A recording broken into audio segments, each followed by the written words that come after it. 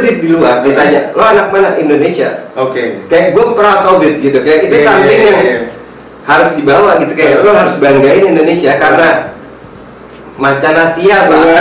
Lo nggak boleh lupa itu. Bro, kalau emang lo seniman jago, emang lo bisa bikin karya art, lo yang bikin bukan minuman lo, bukan alkohol lo, bukan ganja lo. Tuh. Dan itu yang gue lihat di Australia. Di Australia tuh dia sampai buat produk, dia sangat proud sama lokal produk, maju Pak. Oke. Sampai dikasih logo Pak. Kalau maksudnya dia 100% nih dari lokal produk dikasih logo. Kayak kanguru gitu. Terus kalau setengahnya dari maksudnya pembuatan di Australia, dengan logo yang berbeda, tapi tetap dikasih logo kayak dan mereka proud of it gitu. Iya. Gue ngerti tuh maksud lu. Jadi memang kesadaran kita akan brand dari lokal produk itu sendiri masih kurang ya? Masih. Ya gue baru banget sih pulang, cuman gue baru aja udah kaget gitu. Iya. Kaget nggak ngeliat yang lagi trending di YouTube? Kaget ya? Lo kan channel YouTube kan? Biar karya lo bisa dilihat sama teman-teman di luar sana. Lo kaget nggak ngeliat trending yang di YouTube? Iya. Apa? Kaget ya? Kaget. Kenapa kagetnya? Kenapa? Gue sempet hampir bikin nih Pak. Cuman gue pikir nggak gue jadiin. Iya. Kenapa? Takut? Gue ngelukis. Gue ngelukis. Terus? Lukisan gue gak jelek, gue bilang. Lukisan gue gak jelek. Ada orang pakai tutupan pala segala macem. Cas. Tuh. Kalau gue ngeliatnya sih ini bahlul-bahlulan. Ada. Iya, begitu gitu ya. Yang ngeliat ratusan sampai jutaan. Iya. Maksudnya saat dan di situ gue bikin YouTube kayak wah bercanda nih kayak maksudnya lebih tertarik dengan hal yang seperti ini. Yang gue ngeliatnya ini sih gue yakin dia ngebodoh-bodohin bukan pura-pura bodoh. Iya, benar. Maksudnya kayak maksud gue ngerti tuh maksud lu tuh. Iya kayak dan orang interesting sama kayak gitu. Tapi gue harapan gue sih kayaknya insya Allah nih milenial udah agak melekan. Terus setuju gue. Emang tetap aja dibalikinnya ke kita lagi Pak. Emang kitanya yang harus bikin. Sekarang juga mau nyari quality content juga masih agak susah gue jujur Pak. Iya. Ada beberapa sih. Ada ya. Ada cuma salah satunya apa? Karya-karya Bung Oleh dan Eca sih gokil ya. Dalam tuh pembicaraannya, perspektifnya dalam tuh. Nah, Bill, kalau misalkan kita kan tadi sempat ngomongin tentang millennials, ya kan? Dan lu termasuk di dalamnya. Ngelihat trending YouTube yang ibaratnya lu nggak bisa terima karena kok orang-orang lebih memilih menonton seperti itu karena nggak ada value sebenarnya kan? Iya. Sangat nggak ada value. Nah, lu nih pengen dilihat dari karya-karya lu value-nya itu kayak gimana? Value-nya dari karya-karya gue itu yang bisa pertama merubah mindset. Sebagai dari seniman dan insya Allah bukan gue doang Pak, dengan gue masuknya gue ke dunia seni, seenggaknya ngasih warna dikit deh gitu. Mantap ya, bener. Dalam bentuk kayak seni itu something yang lo bisa appreciate, something yang deep. Dan ini juga maksudnya lo nggak harus jadi ngegembel buat menjadi seniman. Malah kebalikannya Pak. Iya. Harusnya begitu. Nih gue yakin banget ya, it's all about time sih sebenarnya. Kayak karya-karya lo nih bakal tinggal tunggu waktu aja. Amin. Tiba-tiba ada siapa gitu influencer atau enggak influencer dari luar negeri gitu ya. Atau kayak musician dari luar negeri yang kayak wah gila nih karya gue ngeliat gambar gue jadi buat di karya lo. Gue yakin. Amin. Insya Allah ya. Insya Allah. Yoi. Nah, terus Bill, kalau misalkan kita ngomongin tentang yang namanya nasionalis, iya nggak? Jadi kita udah sempet ngobrol nih, tentang nasionalis. Nah, coba dong share dong pandangan lo tentang nasionalis dari sisi seniman. Pandangan gue tentang kalau seniman sendiri sebenarnya nasionalisnya kebanyakan udah oke sih bro. Kalau seniman ya gue ngeliat yang gue lihat, maksudnya ya nggak tahu, mungkin ada beberapa di luar, cuman kebanyakan gue proud sih sama nasionalisnya. Oke, kalau di seniman malah dari orang-orang biasanya bro, dari orang-orang biasanya ya, orang-orang biasanya yang kayak ya yang mau dalam negeri mau luar negeri, yang ada keluar ataupun yang dalam negeri. Ada beberapa di luar malah gue ketemu gitu yang nasionalisnya gokil, malah dia kayak dan gue salah satunya sih bro, maksudnya bukan ya emang pantas ngebanggain gitu, ngebanggain negeri sendiri, orang gue lahir di sini, besar di sini, gue makan di sini, gue jadi pintar di mari gitu. Bener. Jadi emang kalau menurut lo nasionalis itu perlu untuk dibanggakan lebih dalam lagi, dan gue ngeliat masih kurang di sini. Padahal kita kalau misalkan teman-teman yang mungkin sekolah di luar negeri gitu ya, itu ngebanggain Indonesia parah banget gitu. Maksudnya gue juga sempat kan study di luar gitu kan. Nah, di satu sisi gue melihat juga kayak ini orang-orang itu bener-bener pengen nunjukin gitu loh, gue Asia, gue Indonesia, gue macan Asia nih. Jadi kalau misalkan gue ada value, gue bisa bersanding sama lo, gue dari mana? Gue dari Indonesia gitu. Karena kalau misalkan orang luar bisa ditanya, lu dari mana? Indonesia, pasti jawabnya Bali. Bali kan, Lombok, kan. Nah itu tuh tanggapan lu Bil tentang apa ya, kota-kota kita yang cuma tersorotnya tuh cuma Bali, Lombok, gitu-gitu doang. Bro, pulau kita ada berapa? Udah nggak 100 berapa? Gitu deh, geografi itu lagi 100.000 bro. Wah, ini something bro. Jakarta sama Singapura, saya sih bercanda. Benar. Pantas kita dibilang macan Asia nih. Udah pantas. Tinggal taringnya doang dikeluarin. Jangan pakai behel doang ya. Udah tinggal taringnya bro, taring keluar sih berantakan semua. Berantakan semua. Nah, kalau ukur lu nih, target lu nih, lu pengen karya lu nih lebih dikenal lagi dalam tempo kurun waktu berapa lama? Secepatnya sih bro, as soon as possible. Lu ngomongin networking juga pasti semuanya. Karena gue dasar gue bilang tadi di awal businessman. Any leverage gue bisa pakai, gue bakal pakai. Oke. Kayak ini nih, gue sempat lucu nih. Apa tuh? Pansos. Pansos. Ini seru nih, pansos. Kadang kalau orang kecepatan naik, bilangnya pansos. Iya, setuju gue. Kalau gue businessman, as long as gue put value in the table, it's alright gitu. Maksudnya, gue taruh value kok di table, nggak ada urusan mau pansos, mau pansis, apa yang mau sebutnya, doesn't matter. As long gue ngasih value, buat take value. Bukan lo satu pihak doang gitu. Dapat tuh gue maksudnya. Jadi memang bukan karena misalkan ini, misalkan banyak ada juga yang tiba-tiba dia trending gitu kan, ngebahas satu misalkan contoh YouTuber, YouTuber dia jadi dikenal, dibilangnya pansos. Padahal maksudnya nggak kayak gitu. Kayak maksudnya tuh sebenarnya kita tuh punya sisi pandangan tuh yang berbeda gitu. Pandangan gue tuh seperti ini loh gitu. Nah tapi bukan pansos, tapi itu emang harus ada value-nya. Di situ kapitalis bermain. Di situ kapitalis bermain. Gue maksud gue bilang gue di awal kapitalis ya kayak gitu.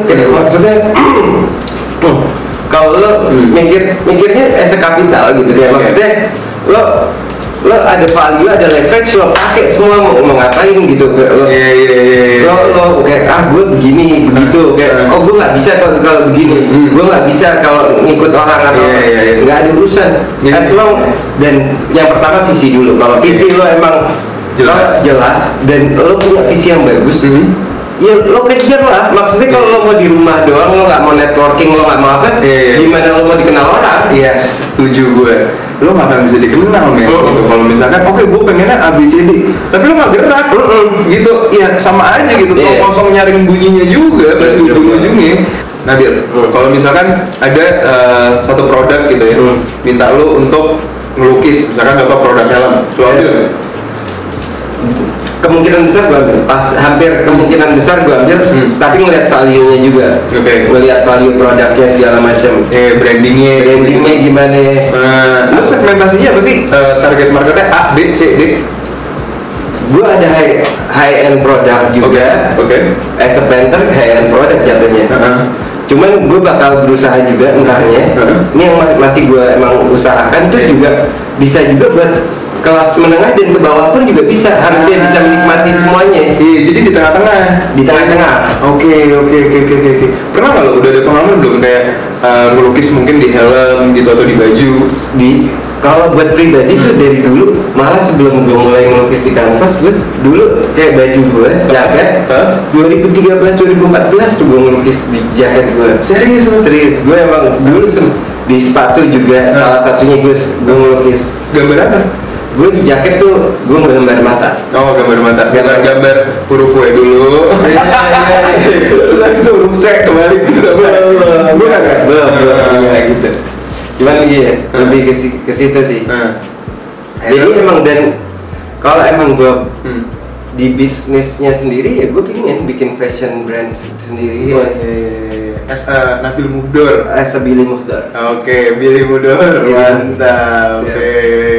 Terus kira-kira ada harapan gak nih buat lo? Gue pengen karya gue sampai internasional, sampai ke Sydney lagi balik gitu. Bakalan sih Pak. Bakalan ya? Di sana udah ada networking juga? Alhamdulillah sih, maksudnya gue juga gue sempet juga, maksudnya saat gue ngambil bachelor gue di bisnis tuh gue tetap ngambil kayak kelas-kelas malam, kadang live painting segala macam itu gue tetap ngambil gitu. Oh, jadi lu prioritasin pendidikan lu tapi nggak lepas juga dari passion lu? Passion nggak lepas. Iya. Kadang gue juga kayak wah gak, ini salah satu yang gue pingin hidupin juga di sini, museum Pak. Museum. Gila, shout out Bang Billy, gila keren banget, museum. Udah bukan galeri tuh ya, langsung museum. Karena gini, gue di sana salah satu tempat yang gue kalau lagi boring. Oke. Kayak maksudnya gue lagi libur nih kerja. Gue ke museum, gue ngeliat Van Gogh, gue ngeliat Rembrandt, ngeliat Picasso di situ. Wah, gokil banget sih. Museum Australia itu gokil banget. Dan gue bisa duduk di situ, gue ngelukis. Gue study. Misalkan kayak dari master lo datang aja ke museum, lo study. Siapa nih? Misalkan lo bikin Picasso tuh gimana? Biasanya gue tuh study, gue lukisin. Dan ada beberapa lukisan study gue ntar gue tunjukin ke lo juga. Nah, kalau misalkan kita ngomongin tentang seniman, favorit seniman lo siapa? Idola seniman lo nih, yang lo jadiin referensi dalam atau luar negeri? Bebas, mana aja. Lama apa? Terserah. Kalau yang dari zaman klasiknya, master Rembrandt sama Van Gogh, itu dua gue suka banget sih.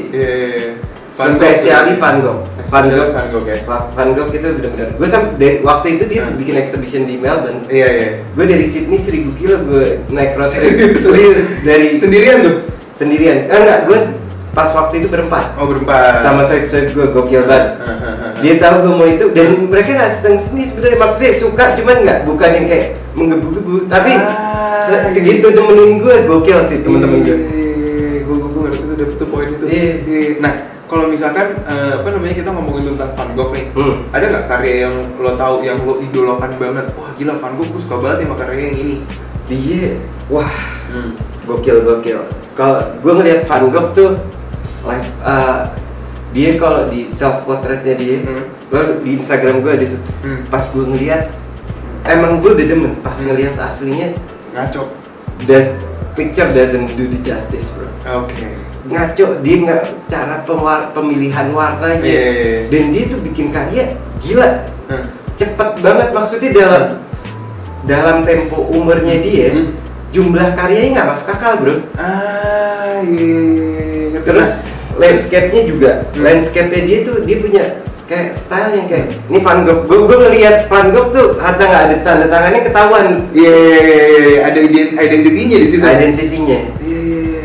Nah, lu kenapa sebelum waktu pas mutusin study di Sydney, kalau misalkan lo bakal seriusin di seniman, kenapa lo nggak belajar ke Italia aja? Karena gue tetap maunya bisnis. Oh, lo tetap maunya bisnis. Lo mau pintar ngelukis, iya bisa, banyak banget sih emang. Gue nggak bisa ngomong gitu. Cuman maksudnya kayak lo mau menurut gue bisnis itu foundation, bro. Oke. Kalau lo jadi seniman tapi lo nggak ada foundation finansial, bakal berat hidup lo. Apalagi di first stepnya awal-awal. Iya. Lo nggak punya kapital, karena emang ngelukis murah-murah mahal, Pak. Maksudnya ada kapital yang mesti lo keluarin di awal. Iya, setuju gue. Nah, lu apa aja nih equipment lu untuk nulis? Untuk melukis. Melukis paling cat warna, cat akrilik, terus kuas, kanvas belum ngeframe, ngespanram, lumayan lucu juga gitu. Nanti itu untuk step-step yang lo ambil gitu ya, untuk ngumpulin equipment lo, ada nggak equipment khusus? Maksud gue kayak dengan pakai equipment ini lukisan gue lebih bernyawa lagi, ada nggak? Spidol. Kenapa spidol? Karena itu salah satu style gue. Kalau lo perhatiin style gue, contohnya BIG aja deh. Iya, contoh BIG. Dari jauh kayak realis. Iya. Cuman kalau lo deketin kayak pop art, bro. Karena gue pakai spidol juga di situ untuk menggaris-garisnya itu. Nah terus kalau misalkan nih nanti nih karya lo di Pampang gitu ya, di satu exhibition apa gitu, harapan lo apa? Apakah harganya harus tinggi yang beli? Apakah value yang mau lo sampein itu sampai apa? Tergantung. Exhibition itu ada yang komersial, emang gue niatin komersial, ada yang niatnya sakral. Keren. Terus kalau emang gue mau niatin komersial, dan will do, I will make some commercial exhibition. Dan gue kenapa nothing wrong with it gitu, maksudnya emang bagus dan ya target gue ya buat make good profit. Jadi idealis yang realistis. Iya. Tapi di satu sisi nggak semua exhibition gue harus maksudnya kapitalis. Ada bahkan exhibition ada yang udah gue pikirin sekarang malah yang lebih ke sakralnya, Pak. Sakral tuh maksudnya gimana, Bil? Sakral tuh something yang ada visi yang lo mau tumpahin di lukisan yang kayak saat lo ngeliat, oh ternyata begini gitu. Oke. Atau merubah cara pandang orang. Itu menurut gue sakral. Itu udah gue nggak ngomongin fulus kalau gitu. Jadi harus balance, karena kalau gue mau ngomongin fulus terus susah juga. Kalau tolak ukur udah duit udah susah. Jadi saat sakral bisa jadi gue nggak jual malah tuh lukisan. Atau gue malah kasihin orang yang gue menurut gue ini orang pantas dapetin lukisan. Ngerti gue. Nah, kalau misalkan kita ngomongin tentang fulus, ya kan? Kan semuanya sekarang orientasi udah duit. Apa-apa tuh udah duit. Nothing wrong with it, bro. Nothing wrong with it. It's good thing. Cuman it's leverage still. Cuma itu small thing, buat gue maksudnya uang itu something important, di satu sisi juga small thing, bukan it's not everything gitu. Dapat gue maksudnya. Nah terus kalau misalkan nih Bil, karya lo nanti gitu dihargain murah, tapi lo udah ngebangunnya tuh pakai niat dan jiwa lo yang kayak wah gila gue tuh ngebangun ini tuh sepenuh hati banget, tapi dihargain murah. Nah itu lo gimana? Tergantung. Dihargain murah karena apa? Karena emang yang mau beli dia pingin banget nggak ada kemampuan. Atau dia emang hargain harga gue murah. Tolak ukurnya tuh apa sih? Karena kan gue ngeliat tuh pernah gue datang ke exhibition, beberapa exhibition gitu ada di Jakarta. Padahal cuma kotak doang, Bil. Cuma kotak anjing 1 miliar. Gue juga bisa buat kotak doang. Kan? Kayak kadang cuma tumpahan kayak cat gitu doang 500 juta gitu. Tapi kadang ada history di baliknya, ada meaningful di baliknya. Dan jujur honestly nggak semuanya gue bisa ngerti, bro. Bukan semuanya terus ini pantas nih 1 miliar nih. Enggak, tapi ada beberapa karya yang ya emang pantas. Itu dilihatnya dari apa sih? Dari goresannya kah? Dari konsepnya kah? Dari segala sudut. Maksudnya dari konsep, dari goresan. Siapa yang melukis juga something else, bro. Nah kalau lu ibaratnya kan lu baru mulai nih, ya kan? Nah lu belum ada nama, Bil, ya kan? Nah terus lu gimana tuh cara mentolak ukurkan dalam suatu harga? Price gue sekarang itu masih tergolong oke. Dan maksudnya kayak investasi. Kalau lo beli lukisan gue sekarang, gue pede investasi. Asik. Yang dimana nanti suatu saat akan naik harganya. Insya Allah dengan karena itu niatan gue. Oke. Gue pengen konsisten juga di dunia ini karena emang ini something bukan gue baru kemarin datang gitu sebenarnya. Cuman kayak gue baru nunjukin muka gitu jatuhnya. Oke. Something yang emang gue passionate about gitu. Kayak emang seni something yang nggak bisa lepas dari hidup gue. Nah, kalau kita ngomongin passion nih, tadi lo kan mention passion yang ada di dalam diri lo. Passion menurut lo apa sih? Passion is something yang you enjoy doing it.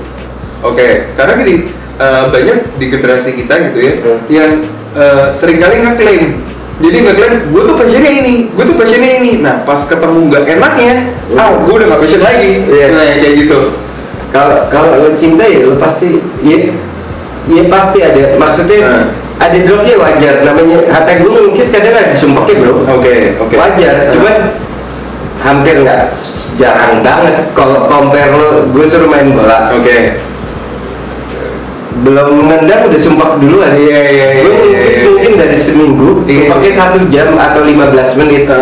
Sisanya balik lagi dan menggebu-gebu. Pas ngerjain itu kayak anjir nih seru banget. Itu passion baru. Dan lo nggak akan ninggalin itu. Dan lo udah tahu nih. Dan biasanya lo tahu passion tuh satu udah berapa lama di sana gitu. Ngerti nggak sih? Ngerti gue. Nah, lo keluarga mendukung nggak, Din? Alhamdulillah ngedukung. Ya? Alhamdulillah ngedukung. Karena kalau misalkan yang gue lihat gitu ya, ada juga orang-orang yang sebenarnya teman-teman di luar sana yang gue punya passion tapi nggak didukung sama keluarga dan nggak diizinin sama orang tua untuk ngedalamin lagi. Tanggapan lo, Bil? Alhamdulillah ngedukung. Ada alasannya juga keluarga gue ngedukung sebenarnya. Karena dari dasarnya gue bilang ini something businessable dan gue bisa ngelihat ada opportunity di sini dan ini something gue passionate about. Dan maksudnya ini menjanjikan. Tapi kan lu belum nunjukin hasil yang signifikan nih, ya kan? Karena kan ada yang apa-apa tuh dilihat, lu tuh belum ada hasilnya, jadi nggak signifikan, lu diremehin. Paham. Dan emang berat, apalagi sebagai art, buat lo ngeyakinin art itu menjanjikan tuh bukan something yang easy di zaman ini. Udah mendingan sih Pak, compare sama zaman sebelum kita. Wah parah. Sekarang maksudnya brand-brand fashion segala macam udah sadar nih, gue butuh seniman. Iya. Gue butuh karya-karya yang bisa juga mengembangkan identitas negara ini. Betul. Sebagai macan Asia. Nah, lu Bil, sebagai seniman, keresahan lu apa sih? Yang pernah lo alamin? Gue resah banget nih, gue jadi seniman tapi begini. Itu apa? Keresahan gue. Ada? Ya itu dari tadi kita omongin. Lo jadi seniman pasti ngablu. Pasti kayak diajak ngomong nggak nyambung. Lo ngomong A nih, lo nanya A, gue jawab B gitu. Udah ngayal ngambang. Iya, bener. Nah, lo pengen mendobrak stigma-stigma itu. Sangat, gue pengen banget kayak maksudnya seniman, lo buat ngelukis tuh harus punya knowledge juga bro, bukan kayak maksudnya tiba asal-asal nyoret gitu. Sometimes juga it's deep more than you can see outside gitu. Kayak maksudnya buat ngeliat sebenarnya nih yang gua mau omongin, you have to go in deep there. Ngerti gue dapet poinnya. Dan itu knowledge, bukan something ngablu, bukan cuma asal-asal doang, bukan gitu. Nah, lu harapan lu apa untuk seniman-seniman yang masih seperti itu? Itu kan sebenarnya kan udah pilihan mereka. Nah, cuman kalau gue setuju sama lu, karena dengan lu seperti itu, profesi yang lu geluti akan semakin dilecehkan. Betul kan? Dengan kayak lu merusak diri lu dan lain-lain gitu kan. Seniman harus mabok, seniman harus narkoba. Itu something yang gue pikir, bro, kalau emang lo seniman jago, emang lo bisa bikin karya art, lo yang bikin bukan minuman lo, bukan alkohol lo, bukan ganja lo. Tuh, thank you for saying that man. Gila, itu keren man. Iya, kayak maksudnya itu yang mau bikin. Kalau emang bisa bikin, show yourself bro, bukan apa maksudnya yang lo konsum.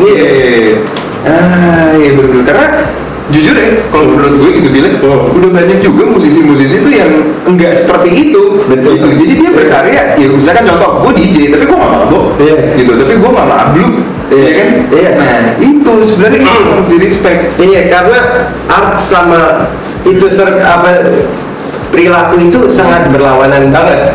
Malah gue mau nunjukin bahwa art save my life, bro. Oke, art save your life. Oke. Nah, terus Bill, kalau lo ada teman-teman yang masih begitu, masih ngablu, masih apa gitu, masih punya? Alhamdulillah, gue agak filter circle gue sekarang. Oke, kenapa? Karena ya nggak nyalain, maksudnya nothing wrong with it. Dia kalau dia mau ngegeletak, mau jungkir balik, salto silahkan salto sendiri gitu. Cuman lo duduk sama, lo tuh sama kayak orang yang duduk sebelah lo. Jadi kalau bisa sih, dan ini buat generasi muda doang, bukan buat gue doang. Kayak maksudnya lo pilah temen lo. Kalau bisa teman-teman yang ngebangun, karena mindset lo mau nggak mau, lo duduk sama orang yang pikirannya maju, mau nggak mau pasti ketularan, lo bakal berpikir maju ke depan. Lingkungan tuh matter banget, environment tuh ngaco. Itu tuh ngaco ya. Iya. Ketika lo milih duduk sama orang yang ngablu, kurang lebih lo kan begitu. Iya. Gitu. Tapi lo pernah nggak jadiin alkohol atau kayak hal-hal yang berbau kimia itu sebagai riders lo? Alhamdulillah, as a art nggak pernah. Jadi ini pure banget dari diri lo sendiri. Alhamdulillah gitu. Keren. Ya. Nah, harapan lo Bil, untuk teman-teman di luar sana nih, ya kan? Gue pengen kayak Bang Nabil nih, pengen kayak Bang Billy nih. Gue mulainya dari mana ya? Padahal lo kalau nanya diri lo sendiri, lo tahu jawabannya. Cuman pertanyaannya tuh, lo mau hasil apa enggak? Gitu. Lo mau hasil atau enggak? Setuju gue. Iya, lo mau nyetir mobil ya nggak besok tiba-tiba bisa langsung ikut drag race gitu. Iya. Ada prosesnya. Pasti proses wajib lah. Jadi kalau even lo mulai sketsa, lo ngelihat foto bagus, lo ngelihat something yang lo suka, lo gambar aja, ada jadinya berantakan, nggak ada urusan. Cuman dari situ lo belajar dari situ. Lo ngelihat master yang lo seniman master ataupun seniman yang lo suka, lo jep lah, tapi jangan lo tanda tangan terus nama lo. Enggak, copyright. Cuman even gue doing it before gitu bro. Kayak maksudnya gue Rembrandt, fotonya gue lukis plak sama Rembrandt yang di, kadang gue kasih style gue. Itu buat jadi belajar. Oh ternyata nih dia tuh bikin begini nih, caranya begini tuh. Nah itu lo dapat buah dari yang lo pelajarin. Buahnya baru lo kembangin.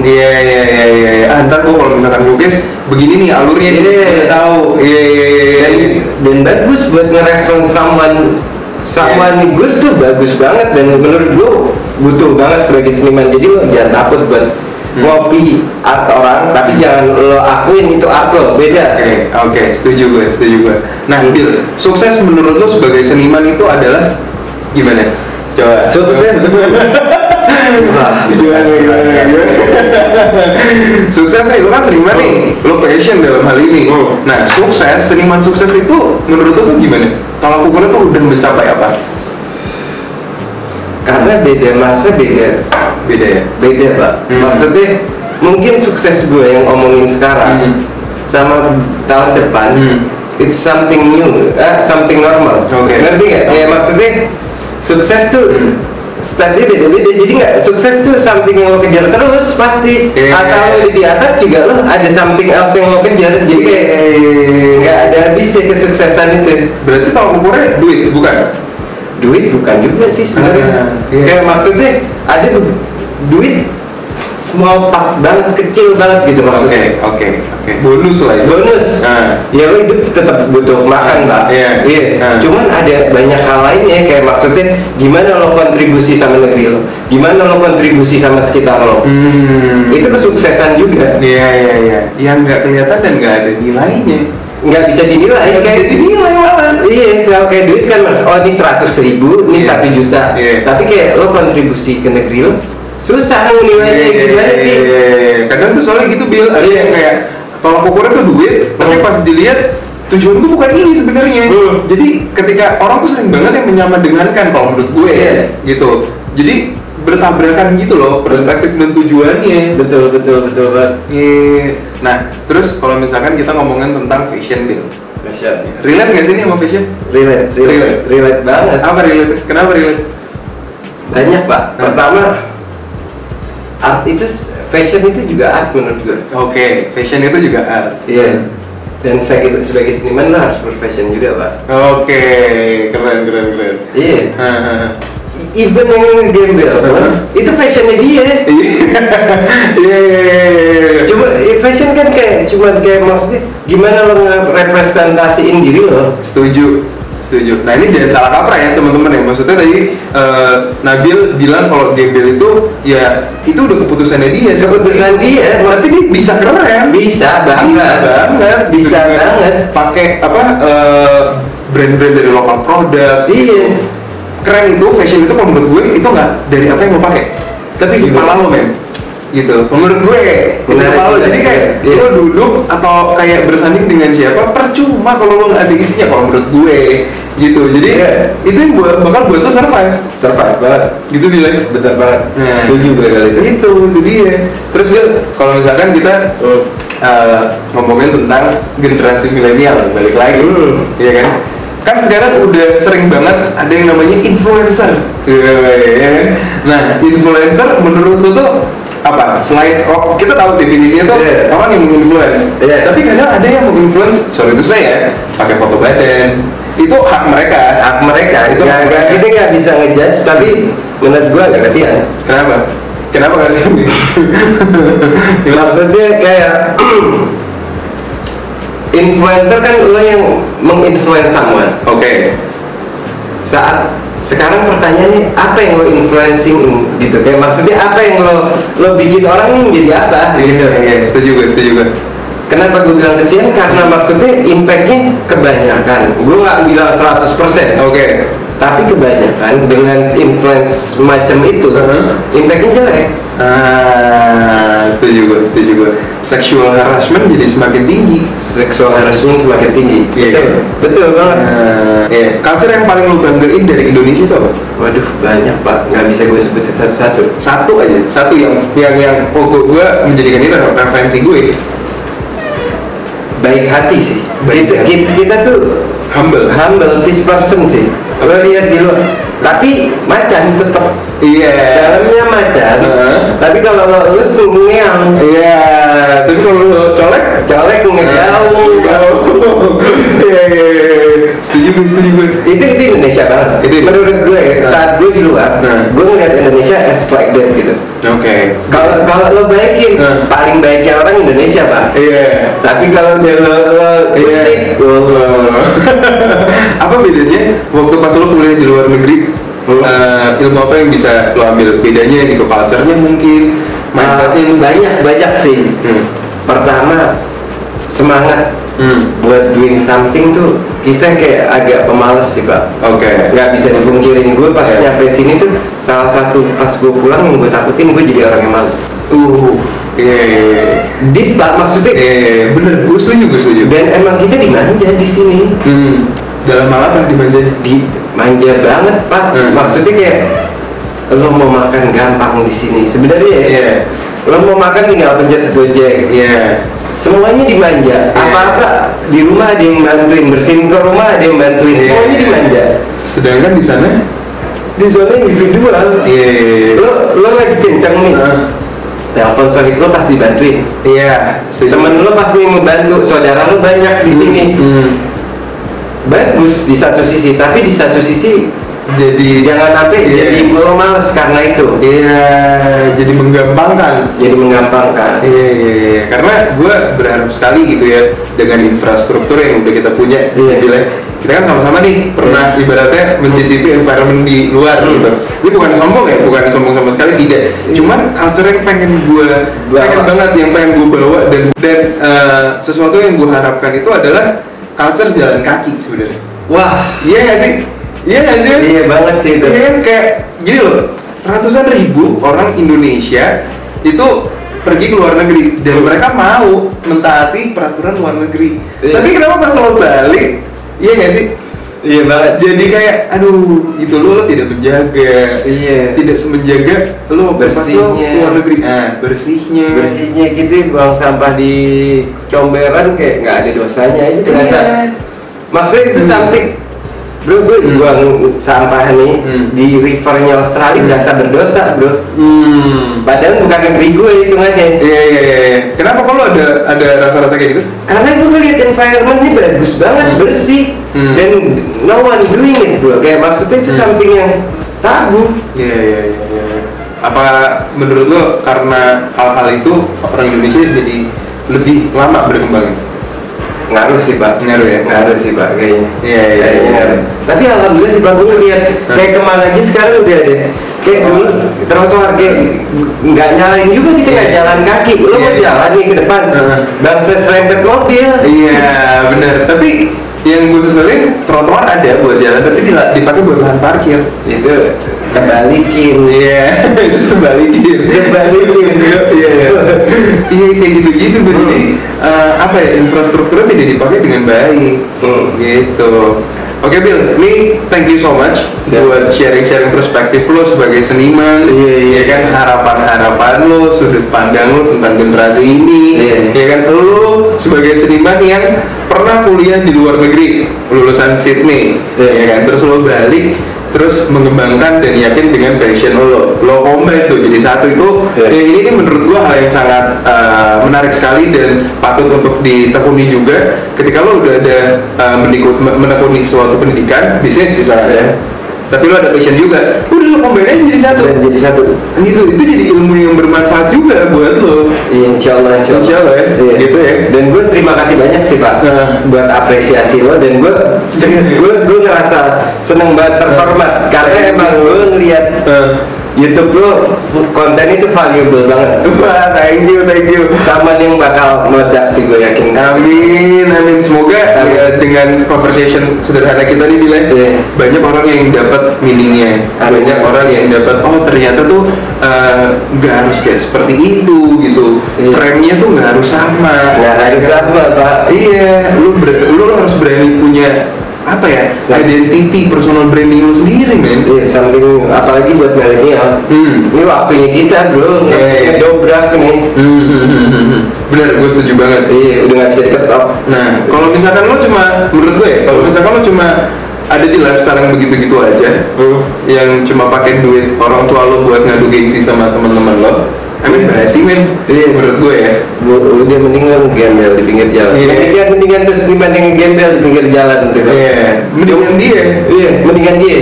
Tapi juga bukan buat itu juga. Mendingan lo sukses, lo hustling, dan jangan malu sih. Ini satu lagi sih pak, paling penting yang gue lihat di luar negeri sama di sini adalah kalau di luar lo hustling lo nggak malu pak. Thank you for saying that. Iya bener banget. Lo ada jadi waiters tuh nggak ada something yang lo malu. Apa mau jadi apa, kayak mau bersihin sampah pinggir jalan lo nggak malu pak.